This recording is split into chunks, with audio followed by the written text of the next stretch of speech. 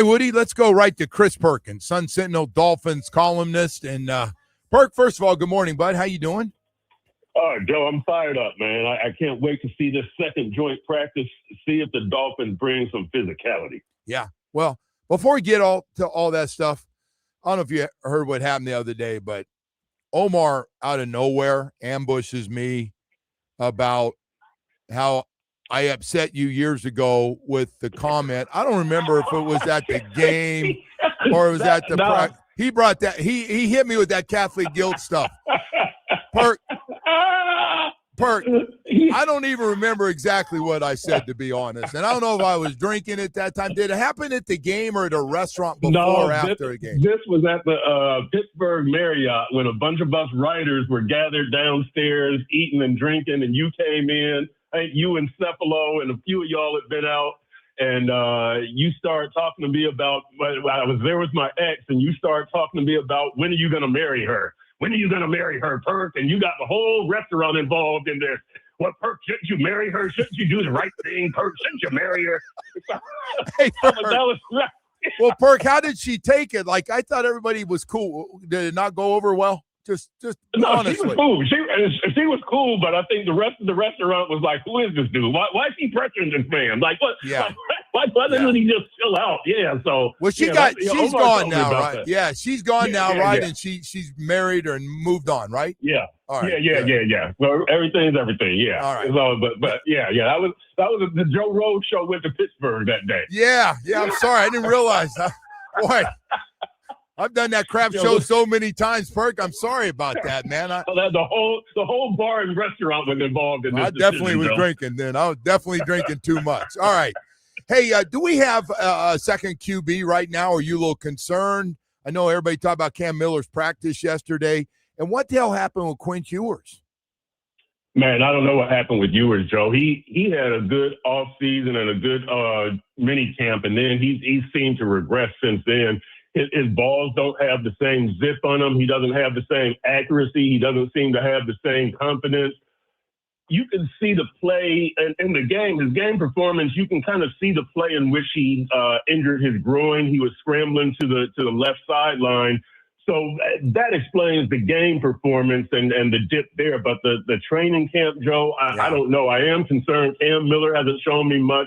Mark Gronowski hasn't shown me much, who they just brought back. So, look, the previous regime could never develop a solid backup quarterback. I hope this regime can. Well, hopefully they don't need the backup quarterback, but you want to have a good number 2 quarterback, reliable guy. Yeah, hey, Perk, we got kind of a cool story, something that potentially never happened here before. I started the show with this morning. We could have at some point, and it could happen in September even, October for sure, where we have Douglas, Bell, and Kevin Coleman all lining up at the wide receiver positions. And I know Malik Washington's in the rotation too. We could see 3 rookies playing at the same time in passing situations. Yeah, that'd be incredible, wouldn't it? I mean, that would be absolutely incredible. Chris Bell getting activated on Monday. I mean, that's the GM of the group, I think. I think Chris Bell, I've told you, I give the Chris Chambers comparison to him right now. I think he's going to be a grown man the second he steps foot on the field. I like what I've seen from Caleb Douglas, but Caleb needs to get some consistency to his game. He's just a rookie, so it's not that big a deal, Joe. But that pass in the Washington game, I can't Saturday, whatever day it was, where he was out of bounds. Yeah, that's inexcusable. That's not a rookie mistake. That's just an awareness mistake.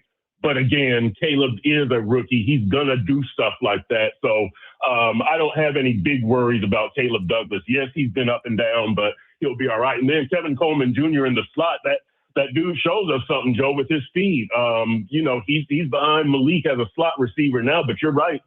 All 3 rookies could be out there on the field by mid-season. So we'll see what happens with this draft also. They put Kyle Lewis, the linebacker, at safety. So there could be some real good showings early in the season from this draft class. Well, they plan on playing a lot of them, and then we'll see how they develop. But it does look like that. Hey, speaking of Bell, You want to play doctor a little bit? What you're thinking after they've? Yeah, of course. What do you think? Give me a date. I have a date. And I have no word. I know people are going to think somebody gave me this. I'm thinking first home game against Kansas City, but I'll bet you're thinking earlier. Ooh, no. I'm actually thinking later. Well, when is the first? I'm thinking probably the start of October. I'm thinking like maybe whatever game that would be. That might be Kansas City, huh? Kansas City's the third game, and then the next home game would be Game 5 against Cincinnati. Somewhere around there, yeah. I'm thinking somewhere around there because the season opens September 13th. So yeah, somewhere around there. About 6 weeks is what I'm thinking, Joe. Because look, the way that we see the guy out there running and cutting and doing everything, he's pretty close to ready. Like he told us, the next step is taking contact. He's out there in the red, no contact jersey the last 2 practices. But and then, Joe, you know how these injuries go. Once he has contact, it becomes, well, how is he the next day? How does he recover? Right. You know, so it's still a process. But yeah, I could definitely see 6 weeks. The start of October is when Chris Bell returns to the field, and that's going to be big. What position now that we've teased and we have a huge week? I can't say enough about not only the practice tomorrow but the game on Saturday. But before we get to the Atlanta game, the third and final preseason game, and all the final cuts, what position? I know what we thought it was before this thing started. What position are you most concerned with right now? Edge rusher. I came into camp saying edge rusher, wide receiver, and cornerback were the 3 positions of concern. Wide receiver, Chris Bell is on the mend, as we just talked about, and you see some promise from Caleb Douglas. Malik is solid. At cornerback, I know Juju Brents is still out, but you do have hope with Chris Johnson and Jason Marshall Jr., who has also regressed a little bit. The backups don't show me anything. At edge rusher, Joe, all I've seen is Shop Robinson, who, by the way, had a dominant day yesterday, just kicked Austin Jackson's butt up and down the field. Patrick Paul handled him in one-on-ones, but Shop is really having a nice camp. Beyond that, Joe, I don't see much. Josh Uche has been okay. Ojabo surfaces every now and then, but there's not much at edge rusher after that. So edge rusher is my number 1 position of concern right now.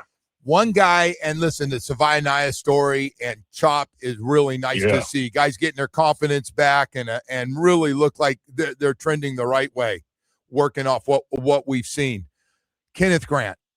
And now he's banged up. It looks like he's probably not going to be playing this week. But how do we feel about Kenneth Grant? I'm not worried about Zach Sealer. I mean, hell, if he has to play hurt, he'll play hurt once this thing starts. But what do you think about Kenneth Grant, a first-round pick a year ago? KG, I'm a little bit concerned from the standpoint he was the first-round pick and he's not showing first-round potential. You've had some D tackle surface, right? And you mentioned Zach Sealer, and he's going to be there. Jordan Phillips has surfaced, the 5th-round pick from 2025. Zeke Biggers has surfaced, the 7th-round pick from 2025. Mitchell Butler, who was on the team last year, he's okay. He's a rotational guy. We're seeing a Keith Cooper Jr. kind of make a small move right now. So you've got DTs. They're not high quality, but you've got DTs.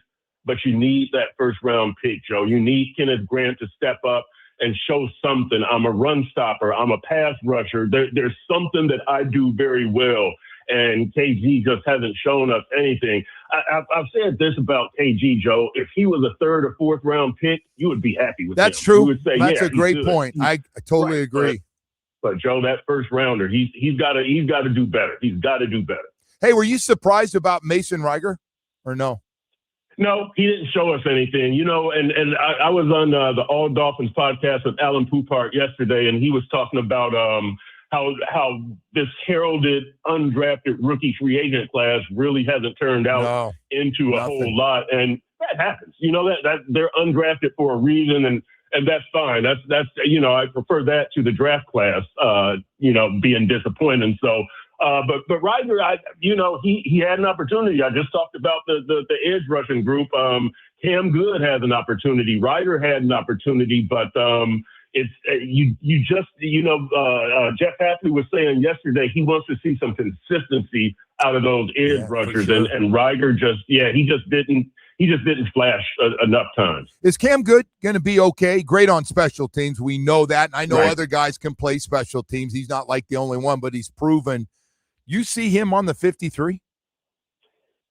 If he is, it's because of special teams, Joe. But I just, he had a sack the other day in the Washington game for an 11-yard loss, which was a very nice play. But I'm not sure it's registering, Joe. I'm not sure. He's 14 on the depth chart. 14. Yeah. And so, he's still a core special teams guy, but he's a fourth-year player. You got to start. Well, you can make a good living as a special teams guy, but this is a team that needs somebody to make an impact from scrimmage. And in your fourth year, you're about to get typecast as a special teams guy as opposed to a guy who can play both. So we'll see what happens. I mean, look, Ashton Davis was a special teams guy, right? Zane Anderson, your starting safety right now, is a special teams guy. He's trying to make that transition to scrimmage, and I think Cam Good is kind of in that territory right now.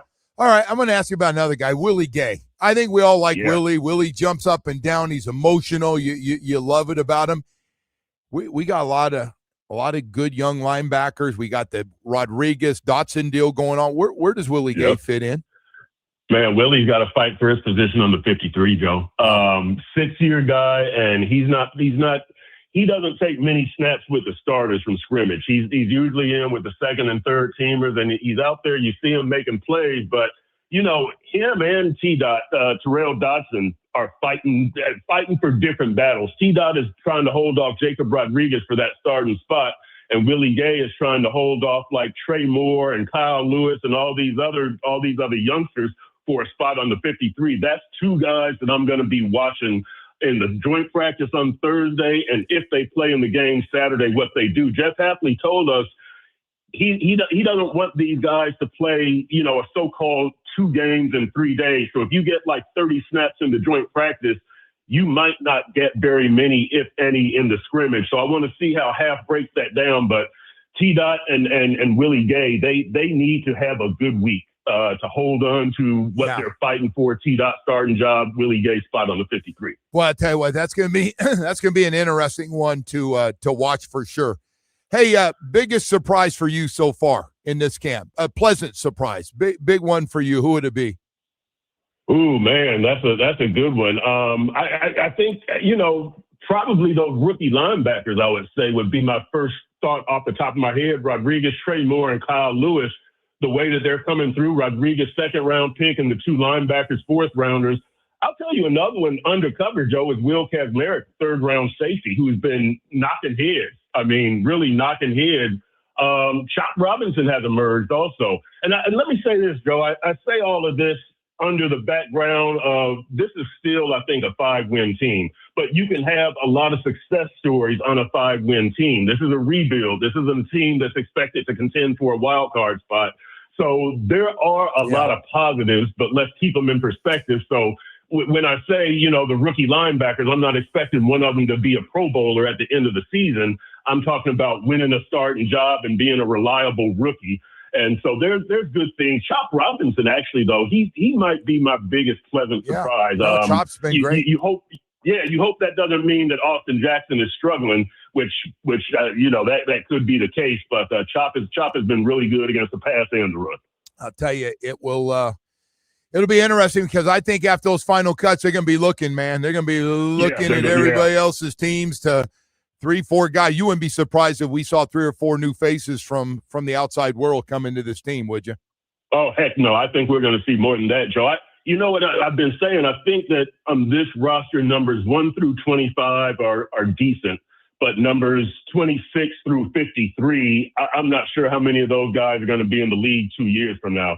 So that to me is really the big drop off. And that's I'm not saying that their starters are, could win 15 games, but the starters are, I think they're pretty much, the first 25, I think, are pretty much NFL caliber players. Right. The rest of that, right. And you're going to have injuries, Joe, and that's when it's going to creep in. But so far, so good. I think it's been a good camp so far overall. The physicality, the draftees, Malik Willis, who we haven't even talked about, surprisingly, he's having a good camp. So I think they're seeing what they need to see. And I think the deficiencies, cornerback, wide receiver, edge rusher, are expected. I don't think there's been a situation where you thought, hey, we thought we had a great backup quarterback, and it turns out that we don't. I don't think there's been any of that in this camp so far. Perk, I got to tell you, Malik Willis was going to be the last thing I asked you about. He has been, as I told him, I hadn't seen him play in person. So physically, the things he can do, I haven't seen anything like that around here for a while. Now we got to see if it all plays out. But I got to tell you, man, he's been a real pleasant surprise from everybody. I don't know if you were one and won that open competition during minicamp and thought they should be able to compete against each other. No. But, boy, I'll tell you what, he has really stepped it up as a leader, everything, and what a class act, man. Spent time with him in Washington, and, boy, he's looking the part, rolling out, and, boy, he's teased us with a couple little runs that you just feel like, oh, boy, what a nice little added addition that's going to be when he takes off. It's going to be kind of fun to watch. Man, Joe, he's checked all the boxes so far, hasn't he? And, and look, I what we saw in Washington, let's not get it twisted. Yeah. The Dolphins' starting offense proved it's better than Washington's second-team offense. Washington didn't play any starters. Nope, they had 26 guys that didn't suit up. You're right. 26 did not suit up. Yep. But, Joe, I'll say what a lot of other people have said. What I was looking for from Malik in that offense, I saw a crisp, clean operation, right? No negative plays, no penalties. You saw decisiveness on the pass. You saw physicality on the runs. Achan did good things. Malik did good things. The offensive line did good things.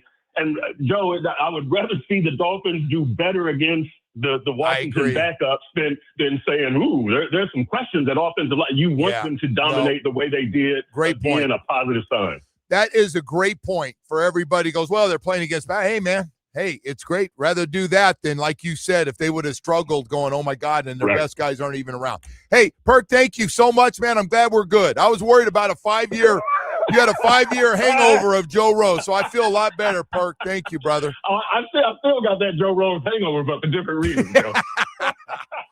Thanks, Perk. Appreciate it. Chris Perkins, Sun Sentinel, Dolphins columnist. What do you got for me, man?